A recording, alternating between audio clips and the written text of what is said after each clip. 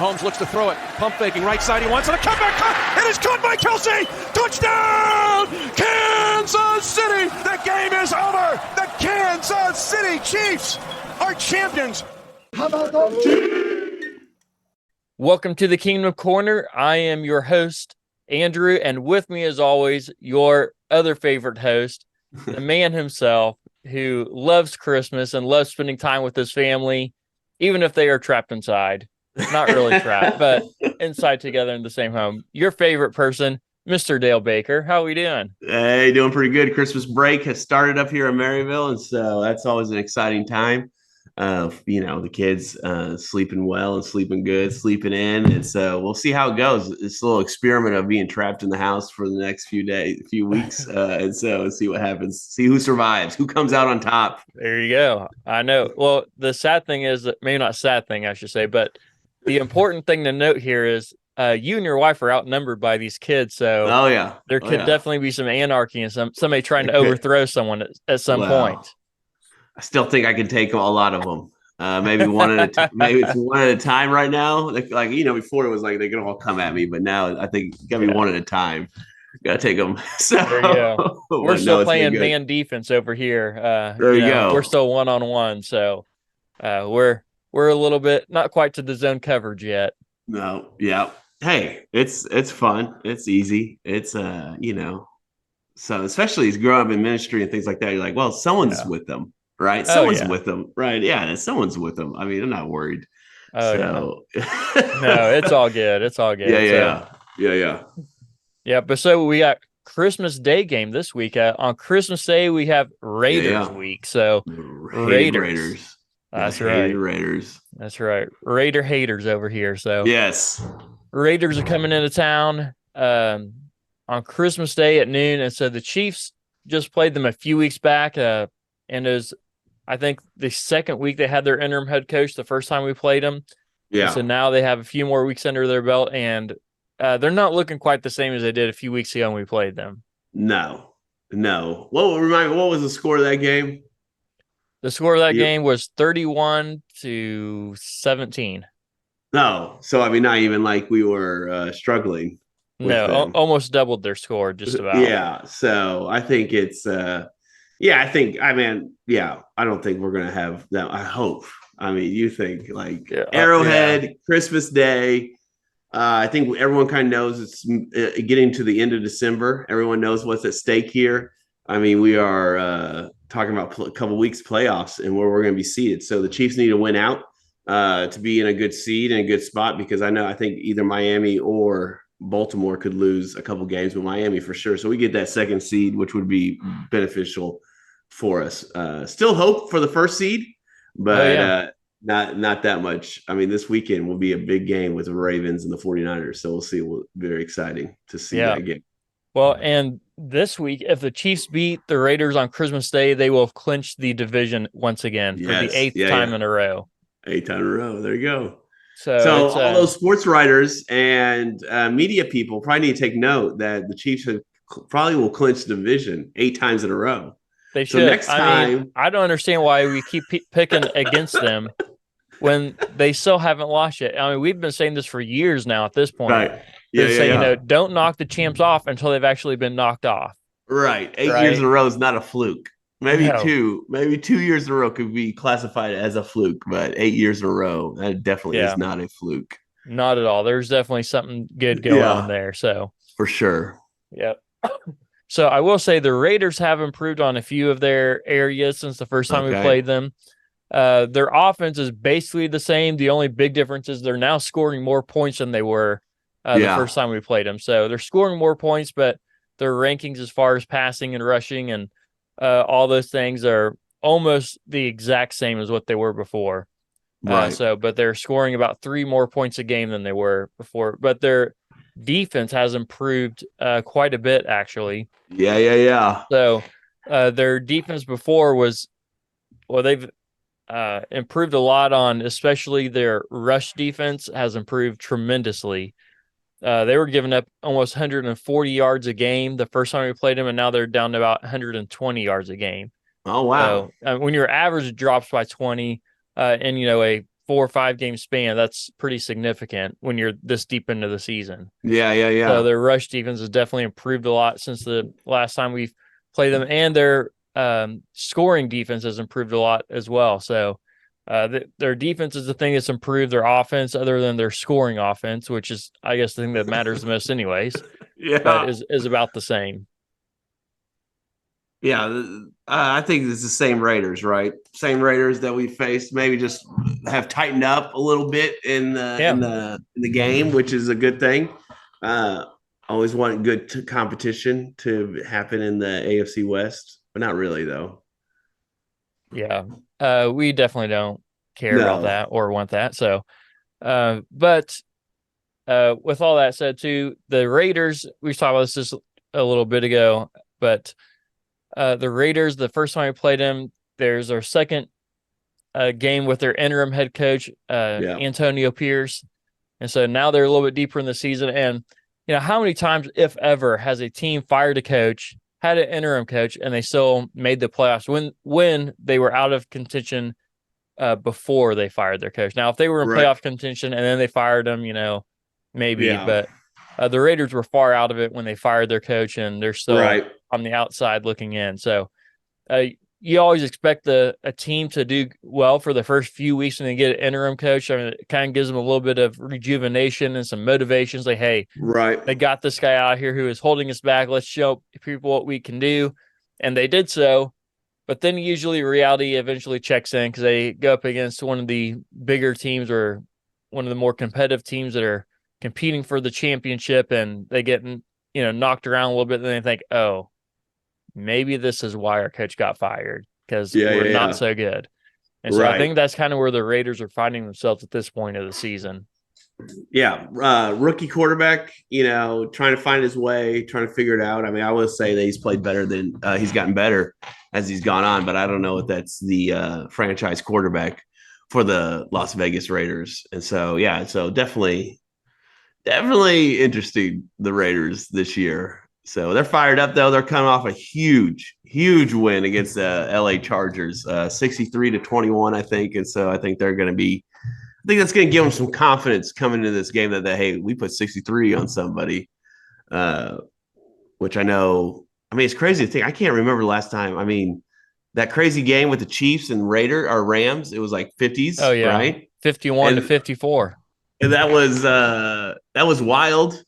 But then you had earlier this year where the Dolphins scored 70 on the these are like Madden numbers, like you just playing in your living room by yourself and score 70 on the opposing team. But 70, 63 points, that's crazy. So I think the Raiders will come in with a lot of confidence into Arrowhead, thinking they can do something. And Max Crosby, I think, always plays well. Oh, he does. So, yeah. Well, and let's run through some of the team numbers. Then we'll jump to some of Mahomes' numbers and stuff too. So, so Chiefs offense, number 8th overall in total yards. Raiders offense, number 29. So, the exact same spot the Raiders were the last time we played them. Chiefs passing is 3rd, so they actually moved up a little bit. Raiders passing, number 22. Rushing for the Chiefs is 19, and the Chiefs scoring, they're averaging 22.8 points a game. So went up just a tick, but not much. Yeah. Raiders offense, like I said, their passing is number 22. Rushing is number 32. So last in the league, they're averaging only 84 rushing yards a game. And they're scoring 18.9 points a game. So under 20 points a game. So still not good, but a little bit better than the first time we played them when they were averaging just a little under 16 points. So, Chiefs defense moved up a few spots too. Now number 4, so still top 10 defense, still top 5 defense, even you could say. Yeah, so top number 5. 4, number 4 in total yards allowed. Raiders defense overall is number 17. So they jumped up 3 or 4 spots since last time we played them. Chiefs defense number 5 in pass defense, number 14th in rushing defense. And 3rd in scoring, which is the one that really matters, giving up 17.5 points a game. Okay. Raiders defense, passing number 11, rushing number 23, and that's the one that they improved on a lot, even though they're 23. They were like 28 or 29 before. and scoring. They're 9th in scoring defense. So their top 10 scoring defense are giving up 20 points a game. Okay. So there you go. But here's a stat that really matters. Do you know what Mahomes' record is versus the Raiders? I say they've lost. He's lost. We know it's all good against the division, but he's lost one game. That is correct. It's that game that, if you recall, they took a victory lap with John Gruden around the stadium after the game, and they have yet to lose since then. So he is 10-1 against the Raiders. So dating back to 2018. So that's 10-1. Huge. Yeah. So here's his career numbers against the Raiders. So in 11 games.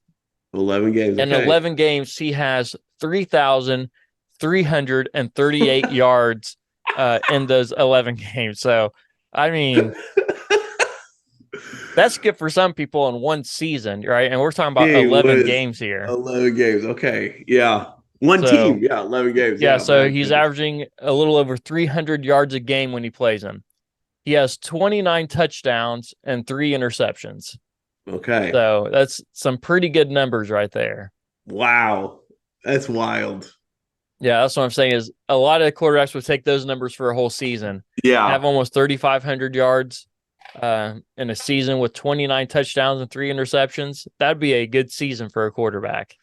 You know, maybe if you get a few more yards, but those touchdowns and interceptions would be huge for a season.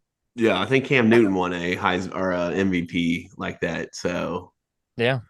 But yeah, it'd be fun to see when after 17 games what his numbers are, and then to see if that would compare to someone's. That would just so see what his numbers would be for a season against one team. Yeah, a season against one team. So if you were to play them every day, this is what he would average. Yeah, that'd be great. I mean, those are big numbers. So something I heard this week about the Kansas City Chiefs: if they score 21 points, they are 7-0.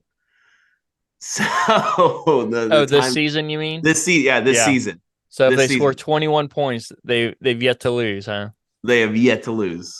Hey, because the defense is being so dominant. What'd you say? They're averaging 17 points. 17 and a half points a game is what they're giving up. Yeah. So I mean, like, if we could just get to 21, we're undefeated. So there's only 2 teams all year that've scored over 21, right? Yeah. The Broncos and who was it? Was it the Packers that scored 24 or something like that? The Packers scored 20. I think the Broncos scored 24. Maybe the Packers scored 27 because we were trying to. Maybe that was it. 19 to 27. Yeah, I might have got those two mixed up, but yeah. Yeah. So yeah. I mean, like, you think about it. Everyone else has been held under 21 points other than those two teams. So yeah. Well, so the question is, what do the Chiefs have to do to win this game? Or maybe a better way to ask it, what do the Chiefs have to do to not lose this game? Yeah, I think there are a couple things. One is stop the run. I don't know what Josh Jacobs' status will be, but I'm sure he's rested up and ready to go. I know was he questionable Thursday night game? Seems like that was something. I think he was, yeah. Yeah, and so they're coming off, like a mini bye, so to speak, with 10 days or whatever, or actually, I guess 11 days now. Yeah, 11 days. Monday.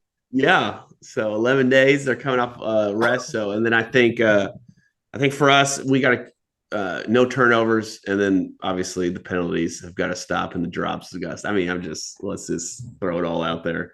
Yeah, I mean, I think what we need to do is see. I think we can win the game, even if we have 3 turnovers. I think what needs to happen is we need to see a clean game. Yes, just from start to finish. These last 3 games, let's just see a clean game, because we have Cincinnati coming up, and I don't think that's going to be a walk in the park as we thought maybe a couple weeks ago. But I know that backup is playing good. Yeah, so we just need a clean game, and then just carry that momentum into the playoffs. Just take care of business, things like that. So yeah. No, I didn't give you really like a key, but I think a clean game on both sides of the ball is what's the key to victory. To the playoffs. Yeah, I would say too, you got to get off to a fast start. So the last game we played, the Raiders got up 14-0 on us. Oh yeah, that's right. And so, the Chiefs obviously came back and ended up the game on a 31-3 run, but you can't against any NFL team. You can't necessarily expect to go on a 31-3 run in every game. No. So you have to get off to a faster start than that, even on defense, right? You don't want to give them any confidence for a team that appears to be struggling and maybe even mentally checked out. They'll never say that. They're still going to play hard, especially against the Chiefs. But, they're pretty close to having their season done and knocked out of playoff contention. And so they're right on the edge of that. And so don't give them any confidence to start the game to think that they can hang with us. Right. So from the beginning, just say, hey, this is our game. This is our house. You're going to play by our rules, so to speak. And, and just knock them in the mouth a few times. Get up a few scores yourself and, put the game away. Just put it away early. Yeah. But I'd also say, get some pressure on the quarterback too. So this is still a young quarterback that we're playing against. And so we have to do better against that. So the last time we only sacked him one time in our previous matchup with him. So we got to get more pressure than one sack on him. So we need, I'm going to say we need 3 sacks on this guy at least. Go. That's right. 3 sacks and a fast start is the key to the game that the Chiefs need to do. 3 sacks. There you go. I want a Big Mac on the 26. So. That's right. That's right. So we take that all day. So yeah. So what is your matchup to watch? Who are you watching for in this game? Yeah, I think of the defensive line and Josh Jacobs if he plays. So yeah, I think that would be the matchup to watch for, because I really think.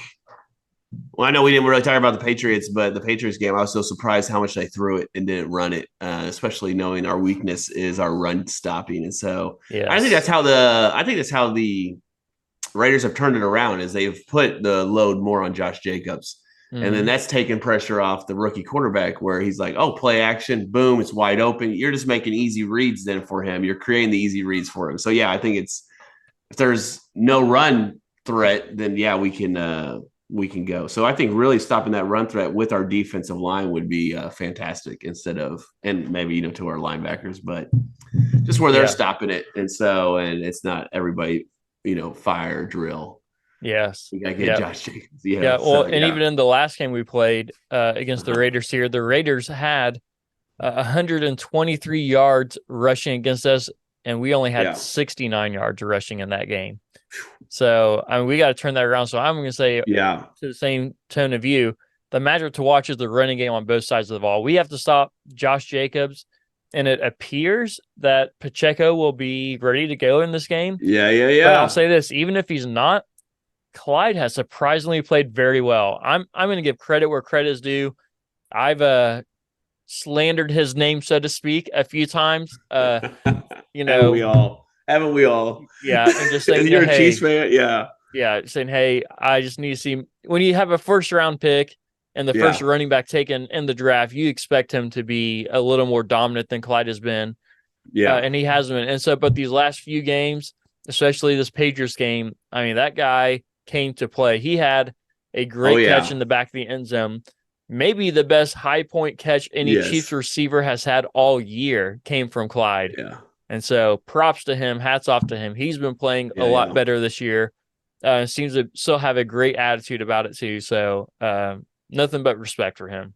What do you think? So you think, I know what I think I heard was Pacheco had his knee cleaned out. And so Clyde is coming. Clyde's playing well. It's hard to be like, okay, see you later, Clyde. But you kind of want to give Pacheco back the reps, but do you split? I think Clyde has earned himself more reps. Yeah. I'm not going to say he's going to get a lot of reps. In previous games, he might have touched the ball 2 times, right? Maybe 3 times. Right. I think now he might get 10 touches on the ball. I think he's also one of those backs that, like Derrick Henry, it takes a while for him to get going. Yeah. To get running, and then he starts breaking out some. I feel like he's like that, where it's like, hey, I need at least 10, 12 touches, and then I start getting the feel and I start rolling. But he's definitely a great pass catcher. That's what I was about to say. I think he's the best pass catching running back that we have. Now, better than McKinnon. Yeah, I'll say, McKinnon is pretty good too. But but Clyde has some sure hands on him. Clyde's a true dual threat. He is. He is. There you go. Yes. Hey, there we go. There's a better way to phrase it. Yeah. He's the best dual threat that we have in the running back room. McKinnon, once he gets the ball in his hands, he's electric. So yes, he is. Hard to take it away from him. But so best dual threat we got right there with Clyde. So we'll see what Andy ends up doing with him, but I think he's definitely earned himself some more snaps, if nothing else. Oh, yeah. Yeah. So there you go. And so I know before the Patriots game, there was a report that came out that Clyde went to Mahomes. I don't know if you heard this, but he went to Mahomes and he said, "Hey, I just want you to know, you throw me the ball. I don't care where it's at or where I'm out on the field. I will come down with it." And he did. He did. Back in the end zone, high pointed the ball and came down with it. And so I'm just saying, hey, that guy, if nothing else, has some confidence. And like we just said, he can catch the ball. Yeah. So you might see him just because of that one play against the Patriots, even in that catch, you might see more calls for him where he slips out of the backfield or whatever. Yeah. Maybe he does a short running route if he doesn't need to be in there for pass protection, and we'll see what happens. But Clyde definitely is going to get some more snaps, I feel like.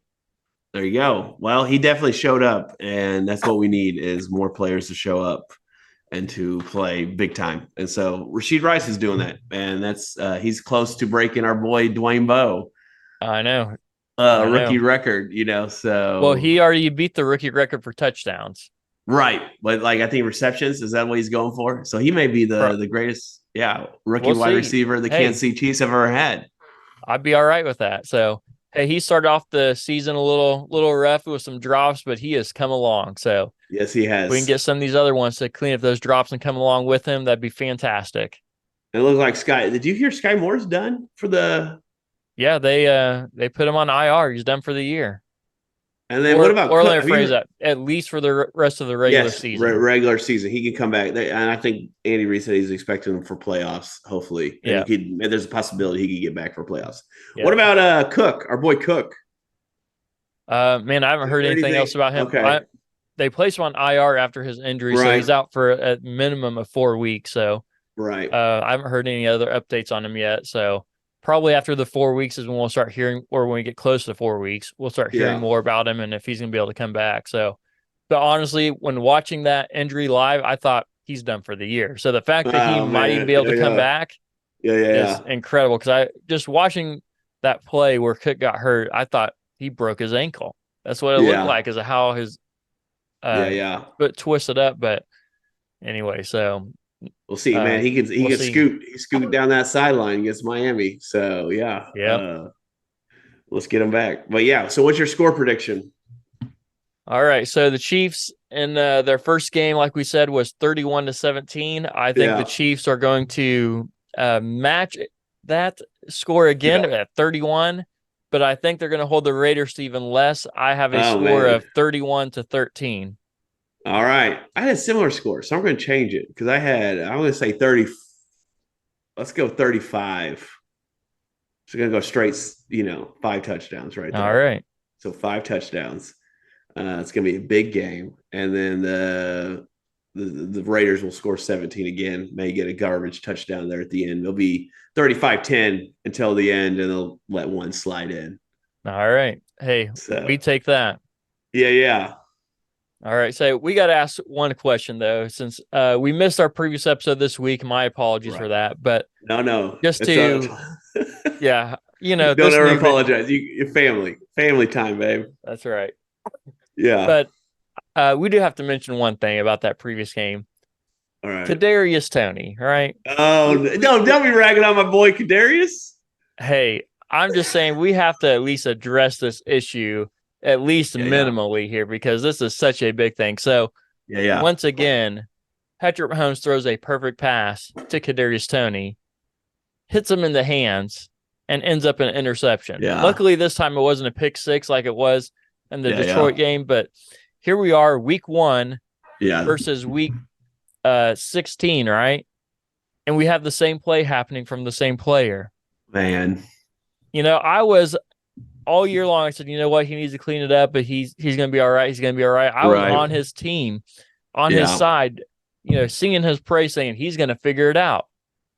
Well, Now we're at week 16, and we're having the same issues. And now I'm starting to change my tune, thinking I might be late to the party, but now I'm thinking, all right, I don't think he's going to figure it out, at least not this year. I think whether it's in his head or whatever it is. Yeah. I mean, and you could see Mahomes over there on the sideline even after that interception saying, what do I have? I don't know what he said, and I don't want to try to read his lips because it probably wasn't good.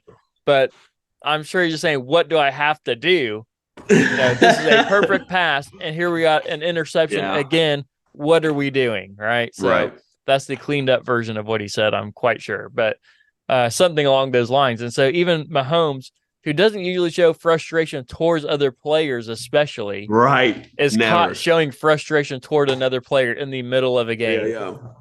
Yeah. So what do you do about Kadarius Toney? Keep rolling him out there. I think. All right, so you want to take away any playing time from him then? No, I think you got. I mean, I don't know who you're giving it to. Justin Ross, McCole Hardman, Watson. Well, McCole Hardman and Justin Ross haven't even been on active. Well, that's what I'm saying. So. Hey, availability. But hey, Skyy Moore is out, so someone else has got to move up. Yeah, so McCole Hardman, I think it's going to be Ricky James is going to move up. Well, Richie James is Richie James, yeah. But Richie James is already on the active roster. But who else are they going to move up to replace Skyy Moore? I don't know. Is it going to be? It's probably going to be either Justin Ross or McCole Hardman. I think my guess, probably McCole, my guess is probably Justin Ross because of his size. Oh, okay, it might be McCole Hardman. I don't know, but I mean they brought McCole Hardman in mainly for returns on punts and kicks and stuff. Yeah.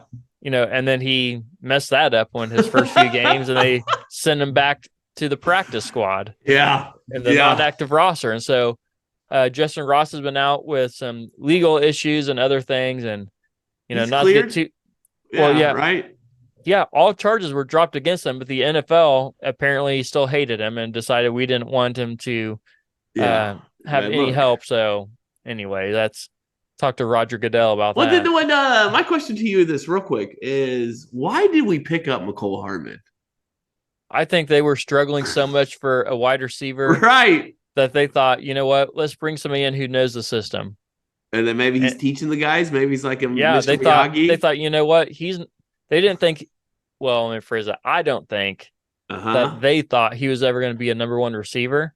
Right. They just thought that he would be a guy who knew the system well. Right. And would be able to contribute in that way and maybe help some of the other guys along. And he's done neither one. So nothing. Yeah. Nothing. He will not be re-signed after this year. So I know, but it seems like it's such a yo-yo effect, right? We don't want you. We want you back. Get out of here. I think they were jumping for something because they were struggling with wide receiver so much. But then they want to act like they weren't. They want to act like they weren't. Andy Reid wants to lie to my face and say, we'll figure it out. Well, guess what, Andy? It's week 16 and we haven't figured it out. He's still saying the same things in the press conference that they've been saying since week 1. Yeah. So we need to get some more. We need to get some more guys in there that will ask some tougher questions. Yep. Yeah. Hey, send us in. We'll ask him. We wouldn't guarantee that Andy Reid would actually answer our question, but he would dodge him. He'll dodge him. He'll get mad. Yeah. He's those coaches are so good at dodging those questions, but But hey, we'd at least be having them asked, if nothing else. Right. Exactly. So anyways, cool. I think Kadarius Toney, I think he's gonna see his play time cut a little bit, and I think Richie James is going to see his time go up a little bit. So we'll see. But we'll see. I mean, I think there's so much promise when Kadarius gets the ball in his hands. I mean, like there's sometimes when he gets the ball in his hands. That's the thing. You just got. I don't know. You can't just hand it off to him every time, though. They've done it a few times, but you got to be able to get it to him in unique ways. And if he can't catch the ball, that limits it significantly. So All right, well, let's jump into our player profiles this week. So these are some receivers. Okay. One from the Raiders and one from the Chiefs. So we got receptions here. So receptions, player A has 84. Player B has 85. Yards, total yards. Player A has 968. Player B has 924. Touchdowns, they both have 5. All right. So the average yards per reception, Player A has 11.5.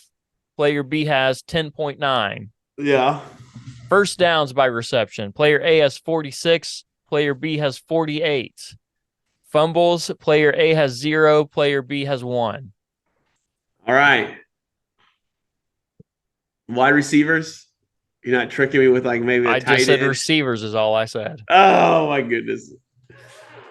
Anybody that catches the ball is what I'm saying. Okay, player B is Travis Kelce. And then player A is, I have no idea, but I would take obviously Travis Kelce, even though he has a fumble. The two more, I think the 2 first downs, right? The 2 first downs, less yards per game. We don't want all the yards. We want, we don't want yards. He wants yards in a football game. We're not trying to move down the field here. No. And then the other one's, is it Devontae Adams? It is. Devontae Adams and Travis Kelce. You got them both exactly right. So Devontae Adams and Travis Kelce. I thought that fumble would at least throw you in the other direction, but I remember that one so vividly. That fumble, the fumble he had, and he pounded the ground, and yes, and I'm like, that just cost us the game, and it did. Yeah, and it did. Or didn't cost us the game, but it did not help. Yeah, for sure, did not help. Okay, so I remember the fumble, and I'm like, I don't think Devontae fumbles. I don't think he's ever fumbled. So he's usually getting out of bounds. He's not. I've never seen him take a big hit. Yeah, well, that's why he's been able to play for so long, too. I know, and why he's going to be able to continue to play for so long, because he's not taking those big hits. So man, honestly, if I'm looking just at the numbers, I'm taking Devontae Adams, though. Well, sure. I mean, we all are, but look, that's what you're supposed to do, bud. You're supposed to pick your player based on the numbers, not who you think it is. I've taken. I know who it is. I know what the production. I know what the production over all the years. We're not talking about all the years, bud. We're talking about this year. And this year, Devontae Adams has got some better numbers. All right, I can't go against my guy Travis Kelce. I know he does. Yeah, trying to cheat the system here. Trying to cheat the system's all I know. Travis Kelce though is a tight end. He's in there chipping. He's in there doing the work. Devontae Adams isn't helping his offensive line like Travis Kelce. There's some numbers we don't see on the paper here that Travis Kelce brings to the team. A little energy, things like that. So I'm taking Travis Kelce. All right. Actually, I probably would do it right now. I would probably take Devontae Adams. Yeah, Devontae Adams has got a lot more years in him. Yeah, and he can get open. Yes, he can. And he's got. I'm not sure his height, but I'm guessing he's got a few more inches on Travis Kelce. He seems like a bigger guy. So might be able to high point that ball a little bit more. Yeah. I think it would help out Rashid Rice. I mean, really, it's unfair what we've done to him to make him the number 1 guy as a rookie. But that's what we've asked him to do. So imagine if he had a true number 1 wide receiver, and he was just be able to be the number 2 or number 3 guy instead of trying to do. But he's going to grow a lot faster, I think, too. Rashid Rice for that reason. So and we don't have to talk about this today, but something to think about for future too is how much does Brett Veach this offseason go after a wide receiver that can catch the ball? And keep in mind, if you're going to pay him, who are you not paying this coming off of he's coming up on a contract year? You have L'Jarius Sneed, Chris Jones. You have some big names coming up for a contract this year, and if you're going to pay it towards a wide receiver, I think you try to draft. I think you try to get a veteran guy that's a little older, like a Mike Evans, or Keenan Allen, and then it's maybe I'm not the $10-12 million guy. Maybe I'm more like a $5 or $6 million guy, and so. We'll see. All right. We'll see. But anyway, I'm terrified that the Chargers are going to get Jim Harbaugh. Oh man. Yeah. Anyway, we don't want that. We do not want that. All right. We do nothing. No. If there's anything I can get for Christmas, it is John Harbaugh staying in Michigan. I think the NCAA is going to mess it all up and send him to the NFL. So it's terrible. Probably. Anyway. And I've said for years as well, we both have too. Is that we want these teams, especially our division teams, to keep these coaches that they keep firing. We want them to stay there for years. we want an easy path to the Super Bowl and to the playoffs, just like the Patriots had for a number of years. So we're all for these teams getting these other coaches. So we'll see. Yeah, definitely. All right. Who do you got at the top? I know we don't need to worry about the bottom, but who we got at the top of the AFC? We're getting close to the playoffs, 3 weeks away from the playoffs. And who's at the top there, Andrew? All right. So a little bit of a shakeup, but not too much. So number 5, I have the Browns. Okay. So the Browns, sneaking up into the top 5 there. They're, honestly, there's just not another team that's in the AFC that's trying to compete. I mean, the Jaguars are trying to, but they just got blown out by the Ravens.